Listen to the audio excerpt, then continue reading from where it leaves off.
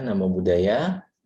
Terima kasih Ki Ananda atas undangannya, diberi kesempatan baik untuk berpartisipasi sharing Dharma di channelnya Ki Ananda. Ya, hari ini saya akan sharing tentang Buddhist Health Style, yaitu untuk gaya hidup sehat dalam Buddhisme. Jadi, apa sih yang pernah Buddha ajarkan yang berhubungan dengan gaya hidup sehat?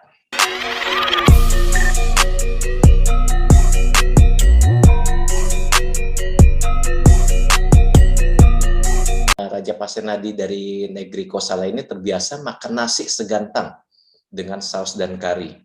Jadi segantang itu kira-kira satu mangkok yang besar banget lah ya. Mungkin satu rice cooker gitu ya, boleh dibilang ya. Nah, jadi suatu hari setelah makan pagi dan tidak dapat menepis kantongnya karena makan berlebihan, ketika menemui Bagawa, ia terhuyung-huyung dengan tatapan sangat lelah. Dikuasai keinginan untuk tidur, namun tak berani berbaring atau meregang tubuh. Ia duduk di satu sisi. Lalu Buddha berkata, "Sebelum kemari, apakah engkau tak bisa tidur?" Raja Pasenadi menjawab, "Bante, saya selalu menderita setelah makan."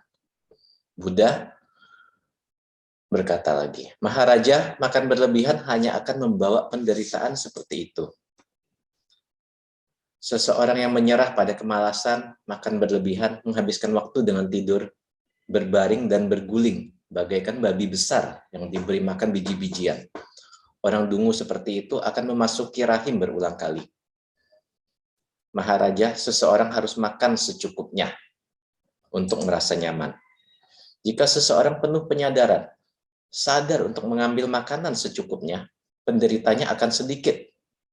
Ia akan lambat menua, mempertahankan hidupnya." Nah, karena raja tidak mampu mengingat apa yang dikatakan, Buddha berkata kepada keponakan raja, Pangeran Sudarsana, untuk mengingatnya. Ketika raja makan, saat ia akan makan suapan terakhir, kamu harus mengulang kata-kata itu. Ia akan paham dan akan menyisihkan suapan itu. Ketika waktunya menanak nasi untuk raja, kamu harus mengurangi beras sebanyak nasi yang disisihkan. Lalu Sudarsana berkata, menjawab, "Baik, Bante." Kapanpun raja makan, Sudarsana mengulang syair itu. Dan raja pun menyisihkan suapan nasi terakhir.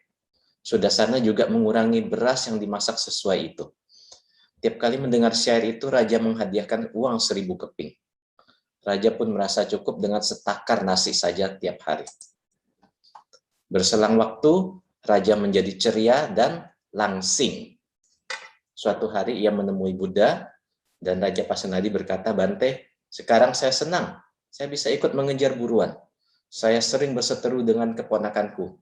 Namun kini saya memberikan putri saya menjadi istrinya. Dan karenanya saya juga bahagia." Raja Pasenadi, pada waktu lain, batu mulia kerajaan hilang, namun sudah kembali ke tangan saya. Dan karenanya saya juga bahagia. Ya, dari cerita itu, kita mungkin pernah mendengar Syah Dhammapada seperti berikut. Kesehatan adalah perolehan tertinggi. Kecukupan hati adalah harta tertinggi. Yang terpercaya adalah keluarga terbaik. Nibbana adalah kebahagiaan tertinggi. Ya, dari cerita itu kita dapat menyimpulkan bahwa makan secukupnya. Ya, jadi di Buddha juga sangat menganjurkan kita untuk makan secukupnya, tidak berlebih dan tidak juga kekurangan atau jalan tengah ya, yang biasa kita bilang. Menurut Dharma, di badan manusia ini terbentuk dari 2 unsur, yaitu unsur fisik dan unsur jasmani. Untuk unsur fisik itu seperti padat, seperti mungkin tulang, daging, lalu juga ada unsur cair, seperti darah, lendir, keringat, dan juga ada unsur panas, seperti suhu tubuh kita, dan juga udara, oksigen yang kita hirup. Dan juga ada unsur batin, terdiri dari pikiran, perasaan, pencerapan, kesadaran, dan keinginan. Jadi di mana kita hidup sebagai manusia, semua unsur ini haruslah seimbang, agar tubuh kita juga bisa menjadi sehat. ya. Karena ada ungkapan juga badan boleh sakit tapi pikiran tidak boleh sakit, ya. Dan Buddha juga pernah ada menjelaskan dalam disebutan Catupacaya, yaitu 4 kebutuhan pokok makhluk hidup, yaitu pangan, sandang, papan, dan kesehatan, obat-obatan.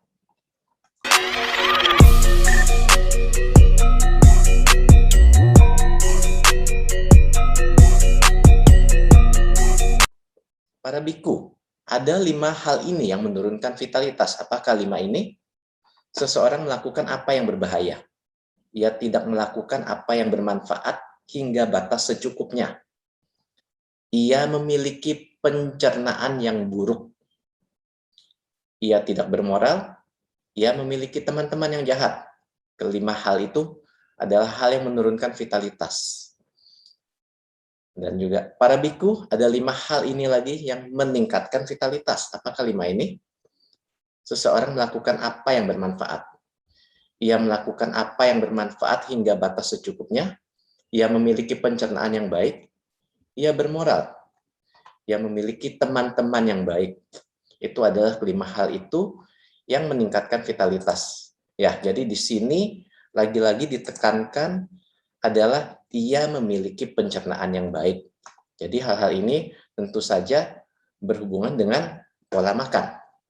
Selain hal itu, dalam karma kita juga bisa mengatakan juga apabila untuk menjaga kesehatan, yaitu misalnya menghindari dari perbuatan membunuh atau menyakiti, menganiaya makhluk lain.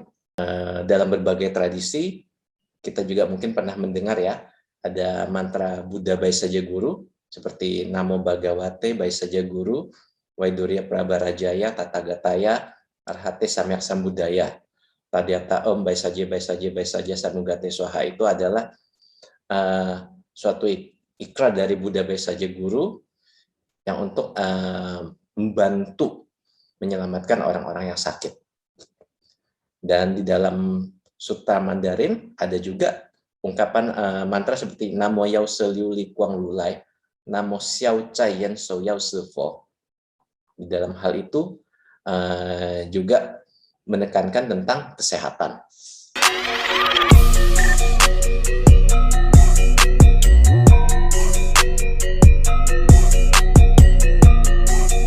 Pada suatu ketika, yang terberkahi sedang berkelana di negeri Kasi bersama dengan kelompok besar sangga biku. Di sana beliau berbicara kepada para biku demikian. Para biku, aku berpantang makan di malam hari. Dengan melakukan hal ini, aku bebas dari penyakit dan penderitaan. Dan aku menikmati kesehatan, kekuatan, dan kehidupan yang nyaman. Mari para biku, berpantanglah makan malam. Dengan melakukan hal ini, kalian juga akan terbebas dari penyakit dan penderitaan. Dan kalian akan menikmati kesehatan, kekuatan, dan kediaman yang nyaman. Ya, kita mengetahui bahwa untuk para biku maupun untuk umat umum, umat awam, ada yang biasa hari Uposatha, di mana umat menjalankan atas sila. Ya, salah satu sila dari atas sila itu, sila ke-6, yaitu Wikala Bojana. Terdapat istilah itu, yang artinya adalah wi, yang berarti berbeda, berlawanan dan kebaikan, dan kala, yang berarti waktu, yang salah. Kata Bojana berarti makanan. Jadi gabungan dari kedua kata itu, Wikala Bojana, dapat diartikan memakan makanan pada waktu yang salah. Ya, jadi bukan hanya tentang jenis makanannya, namun juga waktu kita memakan makanan tersebut. Di sini saya tidak membahas tentang jenis makanan, apakah vegetarian, daging, atau seadanya vegetarian, seadanya tarian, ya mungkin ya. Jadi makan seadanya, apa saja yang ada itu bisa dimakan. Namun kita lebih menekankan tentang waktu. Dimana kalau biasanya atas sila itu kan kita makannya sampai jam 12, tidak boleh lewat jam 12 siang. Ya, itu batasnya. Jadi sampai besok pagi lagi, sampai kelihatan garis tangan kita, itu baru kita boleh makan lagi, ya. Namun ada beberapa makanan yang memang diperbolehkan, misalnya kalau dalam keadaan sakit itu boleh, atau keadaan yang sangat lelah itu boleh, ya, setelah lewat tengah hari, yaitu seperti minuman murni, minuman, gula, madu, mentega, dan sirup. Buah juga boleh atau jahe. Bila sembelit maka boleh makan buah yang asam.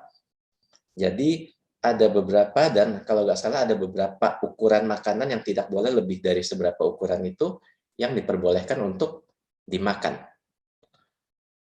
ketika melaksanakan atasila ini. Ya, jadi itu beberapa hal dari kita menilai dari segi dharmanya, ya, dari segi dharma, dari segi Buddhis. Nah, namun bagaimana dari pandangan medis atau kedokteran? Dalam hal ini, puasa ada banyak macam, atau diet, ya, kita ngomong diet dulu. Diet ada banyak macam, dari mengurangi karbohidrat, ada yang mengurangi lemak, ada yang mengurangi gula, protein, dan sebagainya. Jadi kalau kita dari teman-teman saudara lain, banyak juga seperti ada yang menganut puasa vegetarian. Itu di umat Nasrani, ada beberapa hari di mana umatnya itu menjalankan puasa vegetarian atau tidak makan daging. Dan ada juga puasa pada teman-teman Muslim, yaitu seperti kita ketahui biasa pada bulan Ramadan, itu puasanya jadi selama pagi sampai sore, maghrib itu mereka tidak makan dan tidak minum. Ya, jadi itu jenis-jenis diet atau puasa yang diterapkan. Jadi banyak dietnya, ya, ada diet rendah lemak, dietnya yang biasa, ada juga yang sekarang katanya makannya boleh sering tapi sedikit-sedikit. Ada juga diet rendah atau non karbohidrat, diet keto yang sekarang lagi booming. Ada juga diet air, ya, di mana cuma minum air aja, tidak makan-makan yang lain. Atau juga diet intermittent fasting, waktu makan. Ya, yang di Indonesia dulu pernah dipopulerkan oleh Deddy Corbuzier dengan sebutan OCD. Oke, jadi apa sih manfaat puasa itu? Jadi seperti yang Buddha bilang, puasa itu membuat kita tidak mudah merasa lelah, ya. Jadi membuat kita lebih ada tenaga malahan. Jadi dengan mengurangi makanan kita malahan lebih bertenaga dan pikiran juga lebih jernih. Ya, dan itu juga dalam unsur kesehatan, terutama mungkin yang sekarang kesehatan itu yang paling banyak di luar pandemi ini, ya. Jadi di luar pandemi ini yang paling banyak ibu dari segala penyakit itu adalah diabetes. Nah, itu juga sangat ampuh juga diatasi dengan puasa. Oke. Jadi kalau prosesnya puasa itu adalah badannya kita biasanya membakar glukosa untuk menjadikan dia energi. Namun dengan kita mengurangi makanan, glukosa yang masuk ke badan kita ia akan membakar lemak dan akhirnya mengeluarkan keton yang akan menutrisi otak kita. Jadi jangan takut, selama kita puasa kita tidak akan lemas atau badan kekurangan gizi, enggak kok. Ya, namun ada juga beberapa orang yang tidak boleh berpuasa. Ya, jadi terutama orang-orang yang mempunyai gizi buruk, udah pasti ya kalau dia nggak punya gizi mau puasa lagi, wah. Lalu anak-anak di bawah usia 18 tahun, perempuan hamil, perempuan menyusui, dan ada penyakit tertentu. Jadi itu sekilas mungkin rasanya tentang puasa. Kalau teman-teman yang mau mempelajari tentang puasa, mendalami lagi, bolehlah, itu juga ada buku bagus, The Complete Guide to Fasting. Itu karangan Jimmy Moore dan Jason Fung. Itu dijelaskan sangat detail tentang puasa. Jadi intinya puasa itu tidak masalah, lapar itu semua dari pikiran. Seperti kata-kata Buddha, semua dari pikiran berawal dari pikiran. Saya rasa itu, semoga ini bisa membuat kita lebih sehat lagi, sesuai cara Buddhis dan sesuai cara modern ini. Hal ini sudah terbukti secara saintifik, jadi tidak masalah. Namun untuk teman-teman yang mau berpuasa, apalagi teman-teman yang ada keluhan tertentu seperti diabetes, darah tinggi, baiknya tetap dipandu dan berkonsultasi dengan dokter, ya, atau orang yang mengerti. Terima kasih. Namo Sang Hyang Adi Budaya, Namo Buddhaya.